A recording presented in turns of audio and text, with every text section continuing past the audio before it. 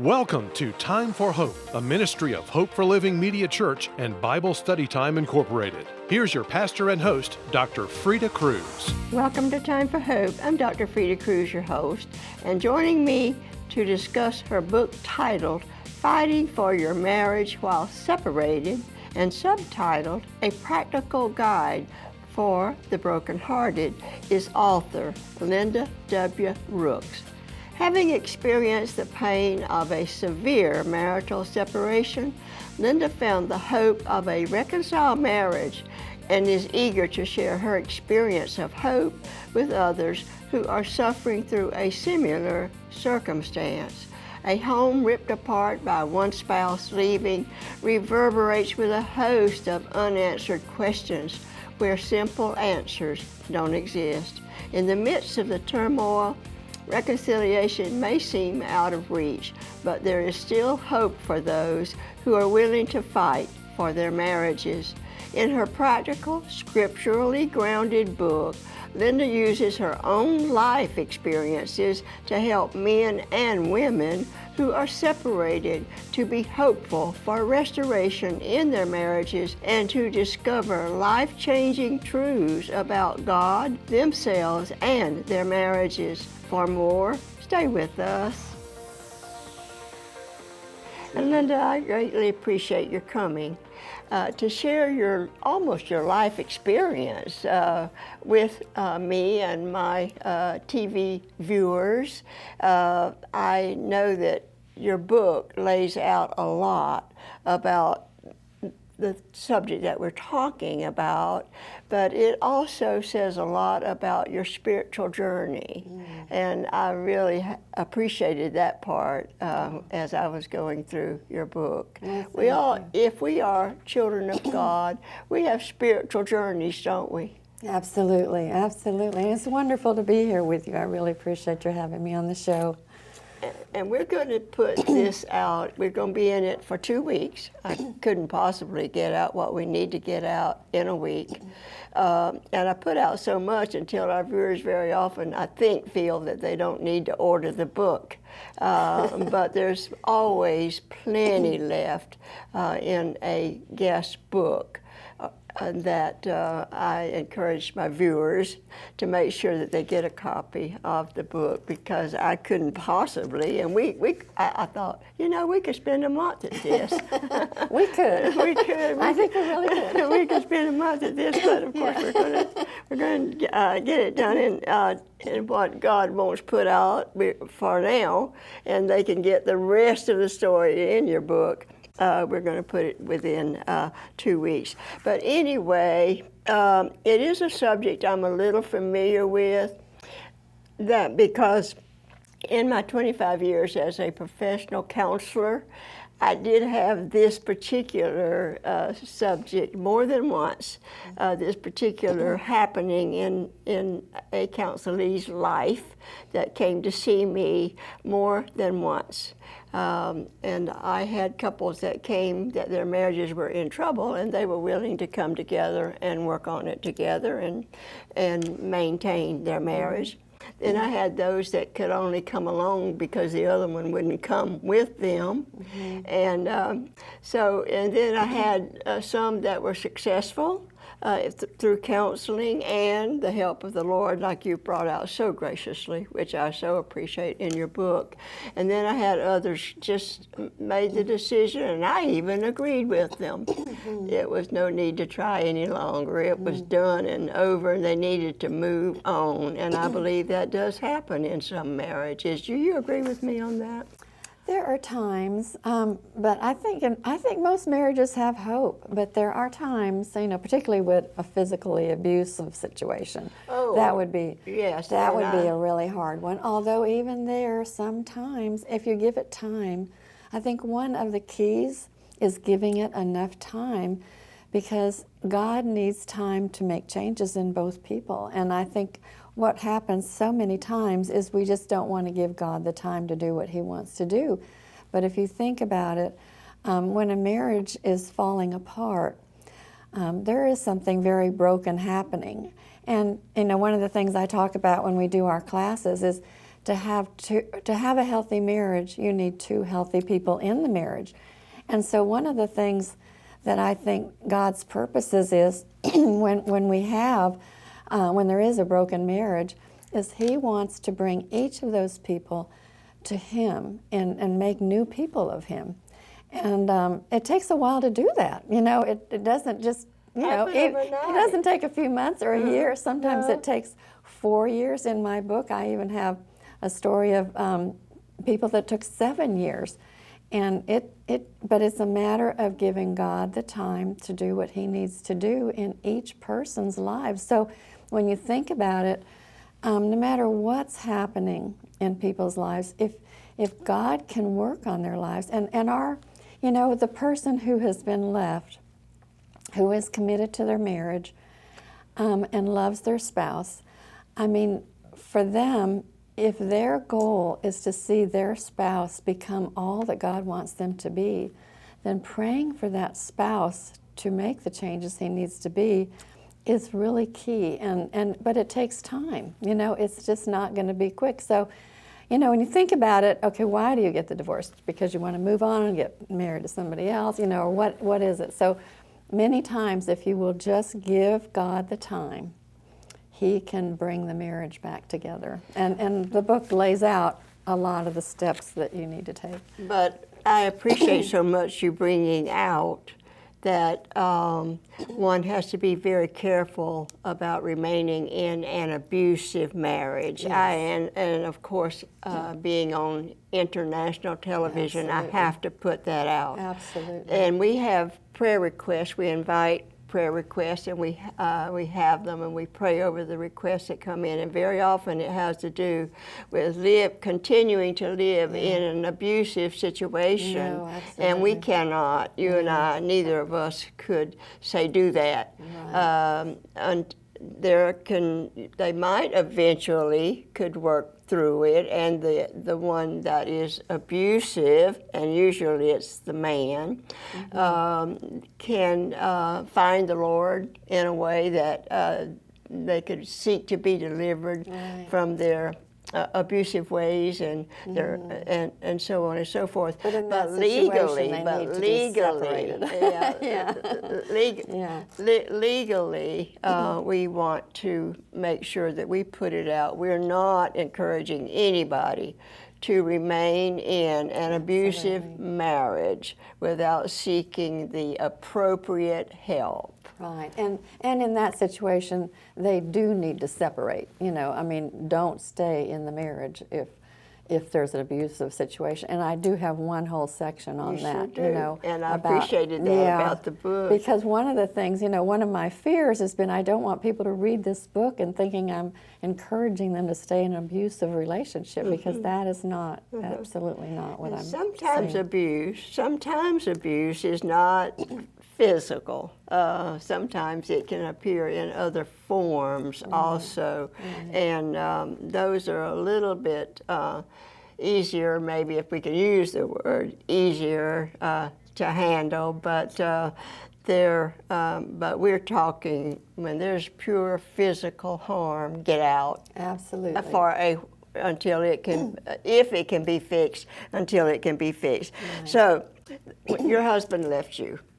Yes. And did he tell you ahead of time, or did you know for a while he was going to leave, or did you have any warning or anything? No, we had been, for a couple of years, we'd been fighting and having more conflict. What do you mean by fighting? Well, having more arguments.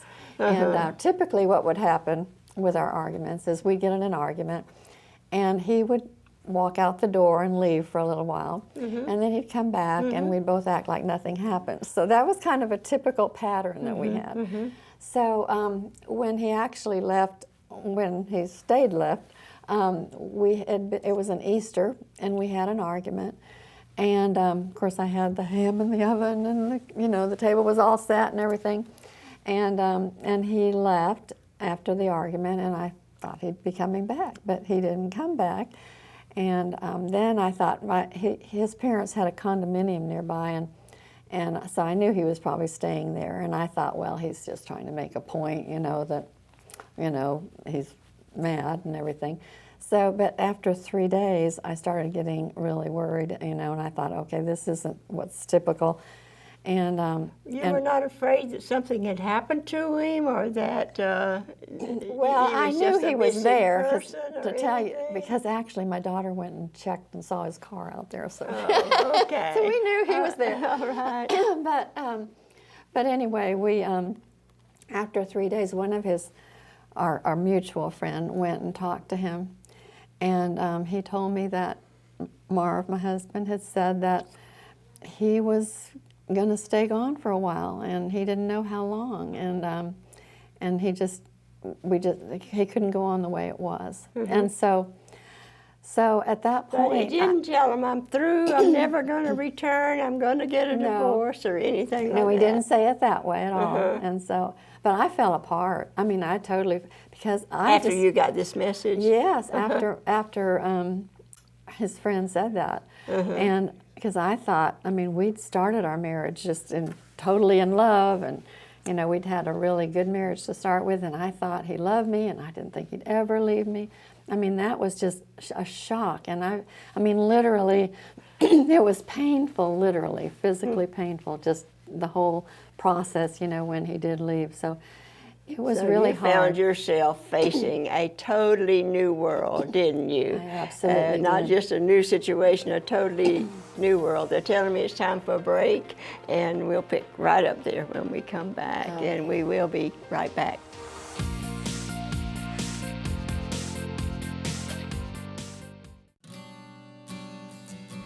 Marriages can become boring, irritating, unsatisfying, and conflictual. And sometimes this is the result of one or both failing to get the other to respond to his or her needs.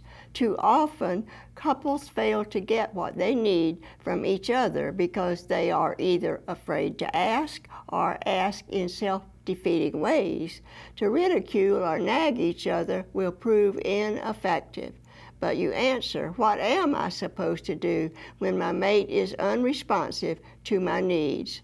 Consider the fact that he or she may be suffering from intimacy anorexia, which is the active withholding of emotional, spiritual, and sexual intimacy from a spouse. Rather than trying to change each other's negative behavior, why not spend your time and energy on finding ways to communicate and understand each other? You can start immediately by checking your memory for things you know pleases your partner and then writing them down. Then ask your mate for a talk time and go over the list with him or her. If he or she agrees, then negotiate a contract with them. You will agree to meeting their reasonable and appropriate needs on your list and any additional ones they mention if he or she will reciprocate. In this way, you can get the things you have been asking for without blaming and complaining. The negotiations could go something like this. If you will compliment me when I look nice, then I will make every effort to be ready to go on time. Or, I don't like it when you raise your voice at me. It makes me feel like a child. If you will talk to me like I am an adult, then I will remain in the room while we are discussing our differences. Otherwise, I will exit the room. Two things that need to be happening in these kinds of negotiations are a recognition of your needs as valid and a willingness to make them known to your mate, and a mutual submissiveness on the part of both partners to please each other. Don't expect your spouse to provide all of your relationship intimacy needs. Instead, I challenge you to believe that your deepest longings for love and intimacy can be met in a relationship with Jesus Christ.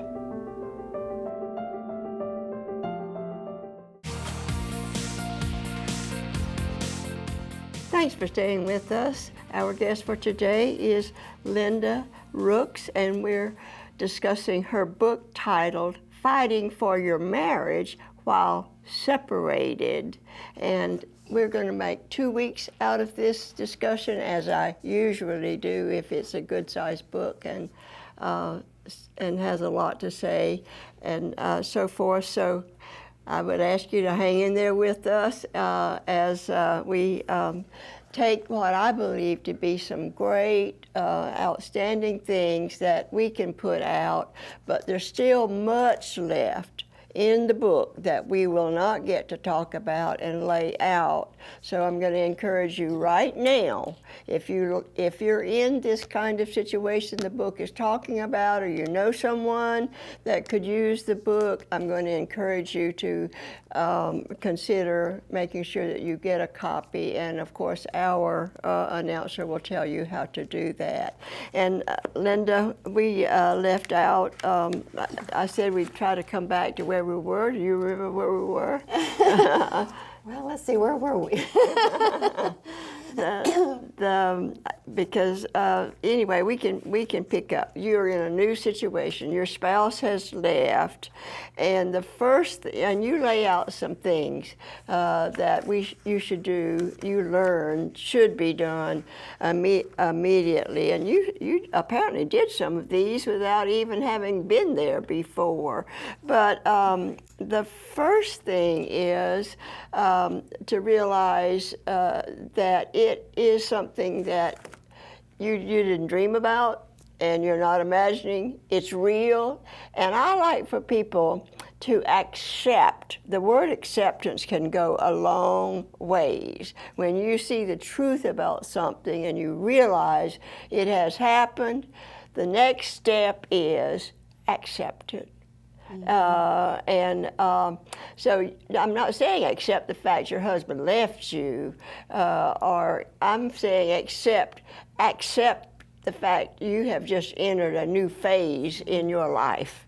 It's something that you don't know, it's a path that you don't know, you've never followed before, and so on and so forth. And God, you turned to God. That's what we would encourage people to do in any given situation in their life, and especially if a mate has walked off and left them. God's going to be the greatest help. Although we're going to be talking about other avenues of help, but I try to encourage people to take up everything that comes to them in life with the Lord. Absolutely. Don't leave him out of it, and don't think that I can handle this job, as some song goes, all by myself, right. Because most of the time we can't. But the first thing that you say and suggest is that no, you don't get on that telephone and start, calling them and pestering them and trying to get them to come back and that kind of thing. You say the first thing that one should do is give them space. Absolutely. You want to talk about that? That's very important. Yeah, when a person has left, when the other one spouse has left, they're running from conflict, and it may be conflict in the home, or it may be a conflict just raging within themselves. And so if you chase after them with questions, or, and that's what you want to do, you want to say, why are you doing this? When are you coming home? What can I do? Let's go to counseling. You want to come back with all kinds of things. But if you do that, you're just pushing them farther away. And so the very wise thing to do is to give them space.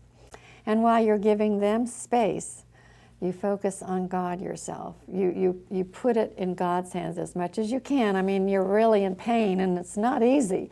The first thing you want to do is try to figure it all out like yourself, like you said. But the first thing you need to do is to really give it to God and give him space, or her space, that spouse. I want to add to that, as you're thinking about the spouse, and you start reflecting on what could have caused this person to leave, or maybe some troubles you've been having in the marriage, and so on and so forth.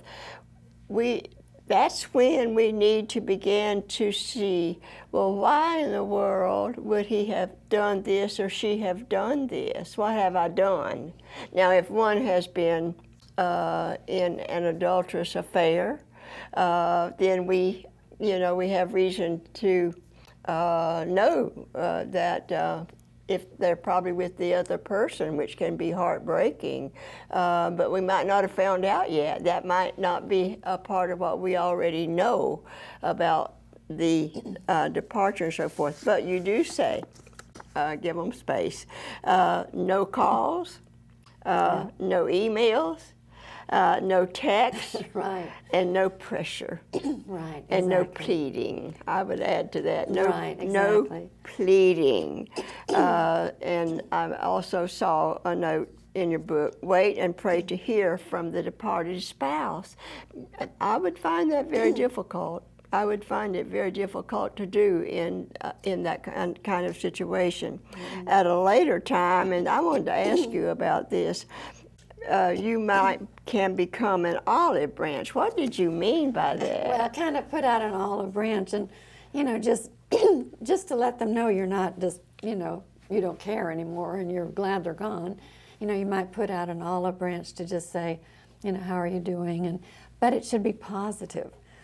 So the next time that you really have any communication, instead of going after them and again going after the issues, you need to be positive and say something positive. I know you're going through a hard time, or I know you're a good person and you're going through a hard time, or I know you're doing the best you can, or something that is a positive statement, mm-hmm. instead of the kind of thing we were just talking about. I think you could even go as far as to say, I miss you. I miss you. Yeah, We've been together a long time, and for you not to be here, and to think you might not return, because I don't know what's on your mind yet, I miss you. That would be a positive way to say it. That would be a positive. Right, uh-huh. right, that would be good. And so then we move on and face the fact that feelings change in a marriage. You mentioned your marriage started out great.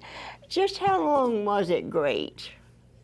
Well, for many years. For many years. We had, for 6 years, I actually thought my husband was perfect. We just had this almost fairy tale marriage to begin with. And then after we had children, we started having more struggles. He was building his career and I had the children. And so there was more struggles.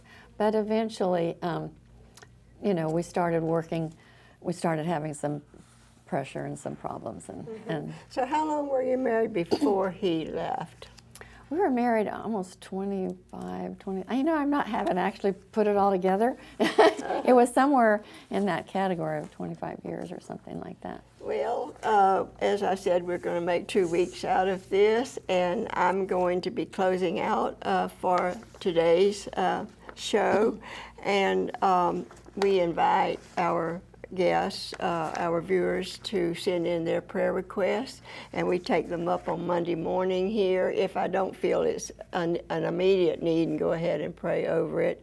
On Monday morning, we have what is our media church devotional service, and and that's when we take up all the prayer requests that come in. Even if they've been taken up, we still take them up. So I'm going to be sharing this with our viewers, all right? Mm-hmm. And the first one is a prayer request. Dear Dr. Freda, please pray for my marriage. My husband is having an affair and is with another woman. I need healing and for health issues and prayer for my finances. And we've already taken that prayer to the Lord, whom we know already knew about it, but we took it to Him, and I'm trusting that there has already been some changes for this person that has put this request in, and that God has intervened in in some particular way, and there's a great need here with an affair and another woman involved, and then besides that, she has health issues which this situation could add to her health issues, and then she has financial issues. So there's a lot in that prayer request. But then I have a comment that is very positive and very encouraging for me and the staff. Dear Dr. Freda, I saw your program, Time for Hope, for the first time today. I really like it. Thank you so much, and thank you for that, those remarks and that encouragement. And I hope since you found it, that you know where you found it, and that you're going to be staying with us as a viewer. And then I would encourage you to think about getting a copy of Linda's book, and getting the rest of the story, that even within 2 weeks we cannot put out the whole story, and the directions that she has for people that are going through this. And another thing I would have you consider is, if God would lead you to help us with this ministry financially, I would ask that you do so. We would much appreciate that. And then finally, I say, make sure you join us again next week on Time for Hope. Thank you for watching Time for Hope, a ministry of Hope for Living Media Church and Bible Study Time Incorporated. We offer a free fact sheet with more information on today's topic. Call or write us to get your copy today. The resource we are offering this week is available for a donation of at least $16 to the Time for Hope ministry. Any additional donation you wish to send will be greatly appreciated. Call us at 800-669-9133. Write us at Post Office Box 2169, Spartanburg, South Carolina 29304. Or visit our website at timeforhope.org. As we continue to give out messages of hope, a financial gift of any amount to support the Time for Hope ministry will be greatly appreciated. When you send a gift to Time for Hope, you are joining in the ministry to which God has called us. It will also enable us to inform and inspire viewers to become students of God's Word and grow closer to Him, and in turn minister more effectively to others as God gives them opportunity. Look for Dr. Freda's Scriptural Devotions on our Time for Hope TV Ministry Facebook page. And to see this program again online, visit our website or search for the Time for Hope TV Ministry on YouTube, iTunes, Roku, or Facebook. And to see booklets Dr. Freda has written on such topics as grief and loss, marriage, and prayer, call us or visit our website, timeforhope.org. Until next time, have a great week. And remember, it is time for hope.